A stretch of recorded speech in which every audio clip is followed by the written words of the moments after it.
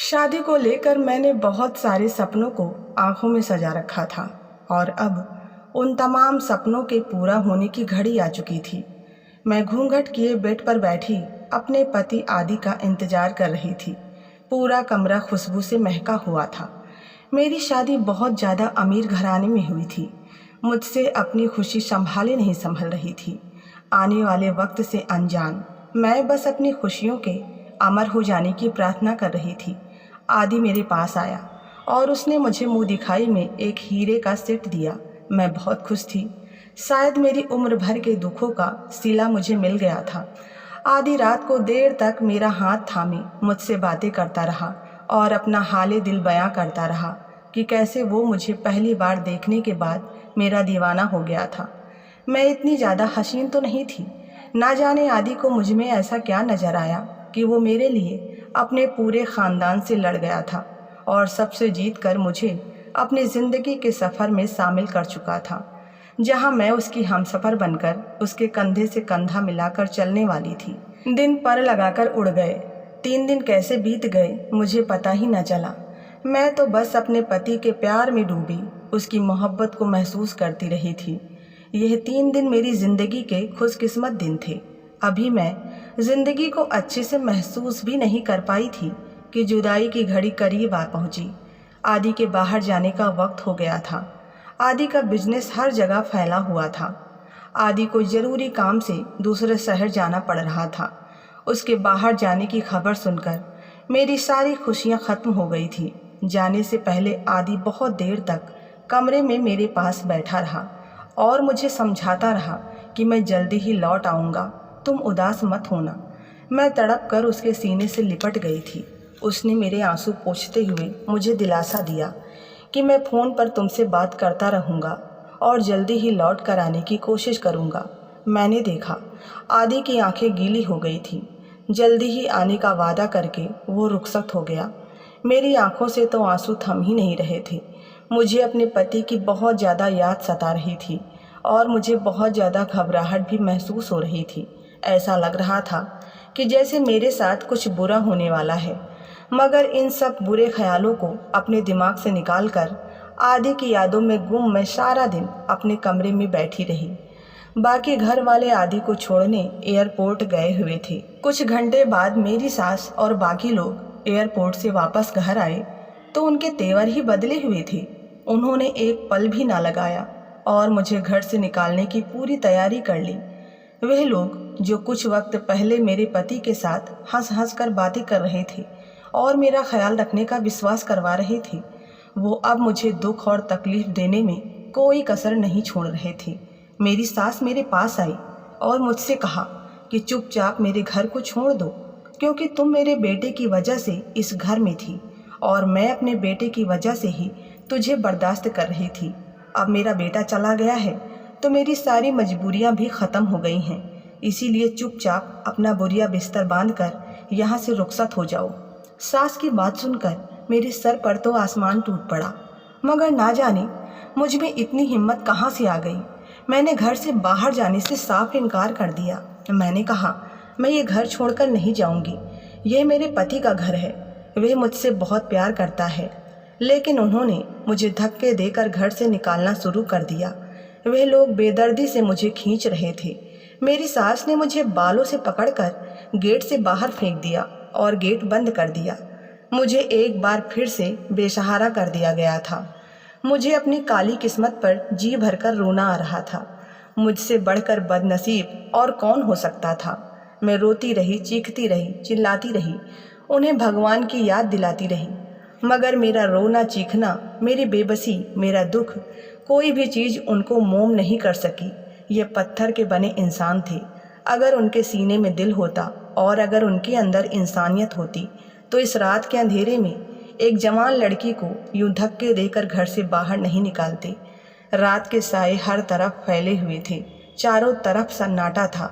सिर्फ कुत्तों के भौंकने की आवाज़ आ रही थी, जो इस खामोशी में और भी भयानक महसूस हो रही थी। मेरा दिल बहुत तेज़ी से धड़क रहा था। मुझे बहुत डर लग रहा था। मेरा इस घर से और घर वालों से बहुत गहरा संबंध था। मैं इस घर की बहू थी, उनके बेटे की अमानत थी, इज्जत थी। मगर वह इस बात को मानने से इनकार कर रहे थे। और फिर बेबस होकर मैंने उनकी दहलीज छोड़ दी और अनजानी राहों पर चलने लगी। अमीर लोगों के सिर्फ घर बड़े बड़े होते हैं, जबकि उनके दिल बहुत छोटे होते हैं। वह मुझे नौकरानी का स्थान देकर भी अपने घर में रख लेते तो मैं सारी ज़िंदगी उनके सामने उफ न करती, मगर उन्होंने तो मुझे इस काबिल भी नहीं समझा था। मुझे याद है, जब मैं 5 वर्ष की थी तब मेरे माँ बाप का देहांत हो गया था। मेरा पालन पोषण मेरे ताऊ जी के यहाँ हुआ था। ताऊ जी की अपनी 3 बेटियाँ थीं, बेटा सबसे छोटा था। उसी को घर में सबसे ज़्यादा अहमियत दी जाती थी।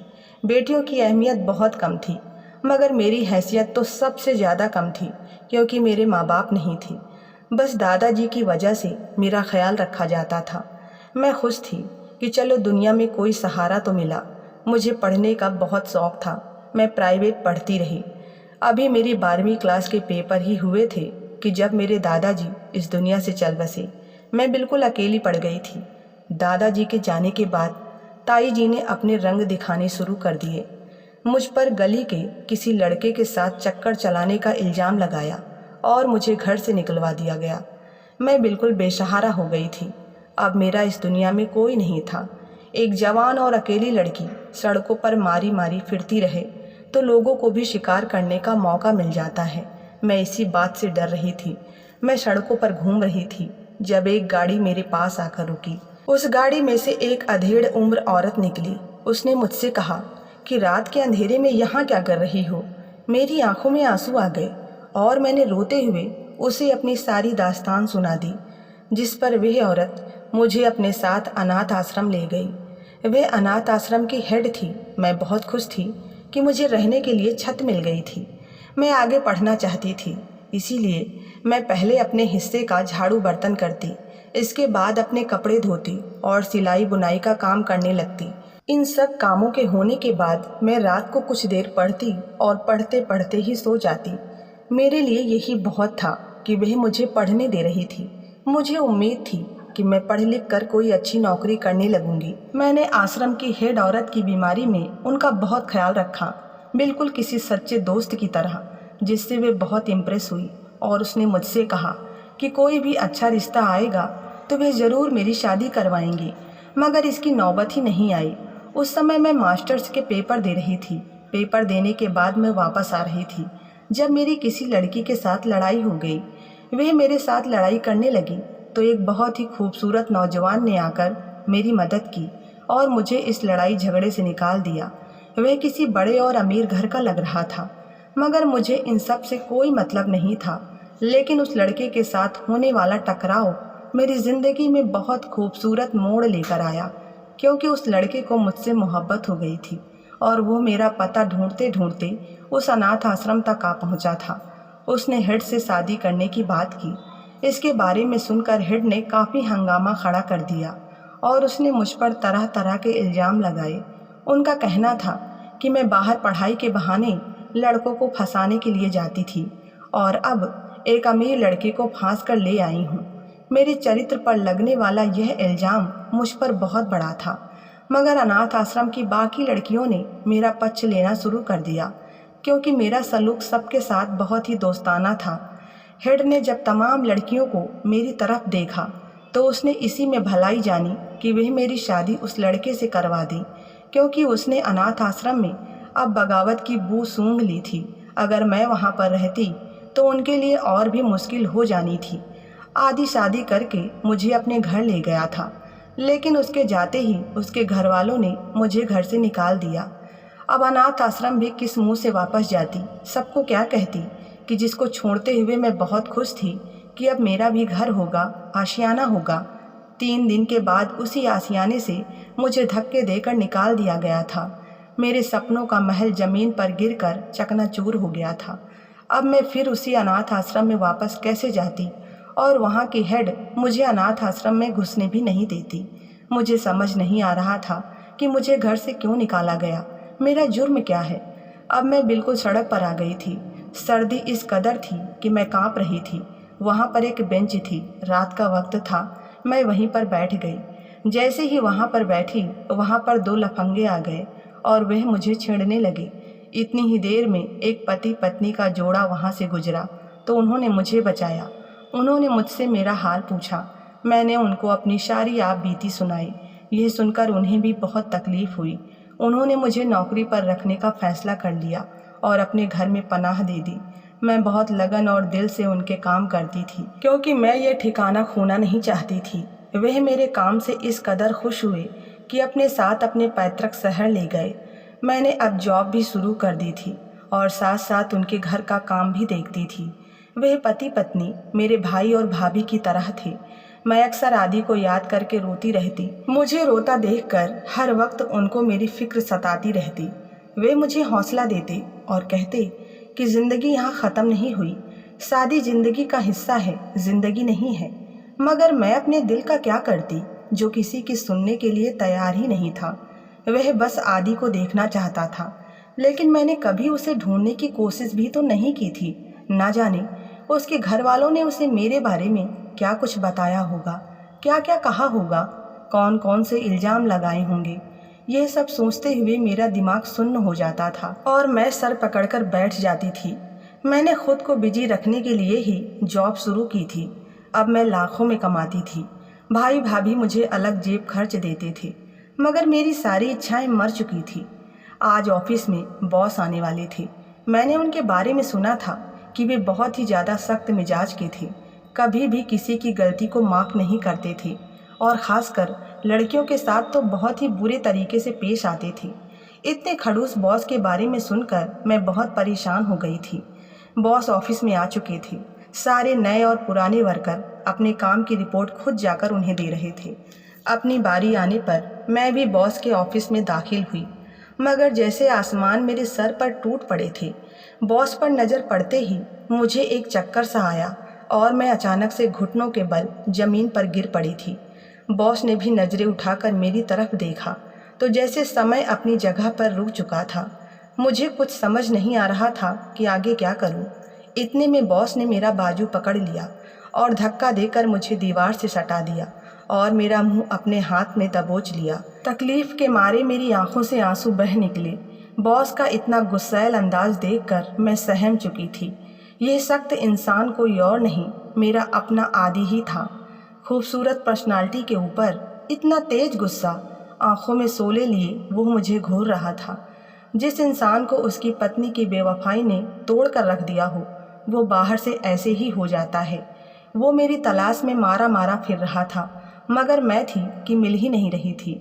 उसे उसके घर वालों ने बताया था कि जिस दिन सब लोग आदि को एयरपोर्ट पर छोड़ने के लिए गए थे, पीछे से मैं फरार हो गई थी और घर का तमाम माल और जेवरात लूट कर ले गई थी।